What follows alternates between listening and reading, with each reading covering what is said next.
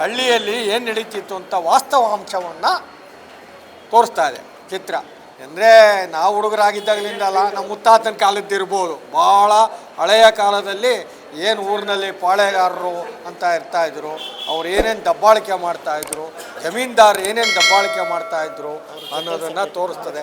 ಅವ್ರು ಮಾಡಿದ್ದೇ ಕಾನೂನು, ಅವ್ರು ನಡೆದಿದ್ದೇ ಆಟ ಅಂತ ಇತ್ತು ಹಿಂದೆ. ಈಗ ಅದನ್ನು ಚೆನ್ನಾಗಿ ತೋರಿಸಿದ್ದಾರೆ. ಅದು ಹಿಂದೆ ಸಂವಿಧಾನ ಇರಲಿಲ್ಲ, ಜನಗಳಿಗೆ ತಿಳುವಳಿಕೆ ಇರಲಿಲ್ಲ, ಜನಗಳಿಗೆ ತಿಳುವಳಿಕೆ ಇರಲಿಲ್ಲ, ಅವ್ರು ಯಾರು ವಿದ್ಯಾವಂತರಾಗ್ತಾ ಇರಲಿಲ್ಲ, ಓದ್ಲಿಕ್ಕೆ ಬಿಡ್ತಾ ಇರಲಿಲ್ಲ.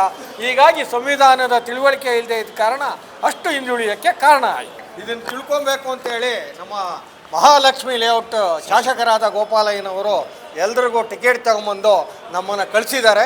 ಭಾಳ ನೋಡಿ ಚೆನ್ನಾಗಿರಲಿ ಅಂತ ಅವರಿಗೆ ನಾವು ಹೃತ್ಪೂರ್ವಕವಾದ ಧನ್ಯವಾದಗಳನ್ನ ಅರ್ಪಿಸ್ತೀವಿ.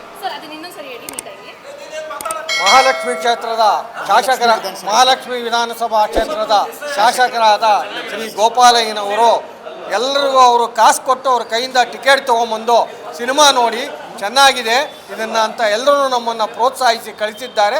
ಅವರಿಗೆ ನಾವು ಧನ್ಯವಾದಗಳನ್ನ ತಿಳಿಸ್ತೀವಿ. ಲೇಟೆಸ್ಟ್ ಹಾಗೂ ಇಂಟ್ರೆಸ್ಟಿಂಗ್ ಸುದ್ದಿಗಳಿಗಾಗಿ ಬಾಸ್ ಟಿವಿ ಕನ್ನಡ ಚಾನೆಲ್ನ ಸಬ್ಸ್ಕ್ರೈಬ್ ಮಾಡಿ.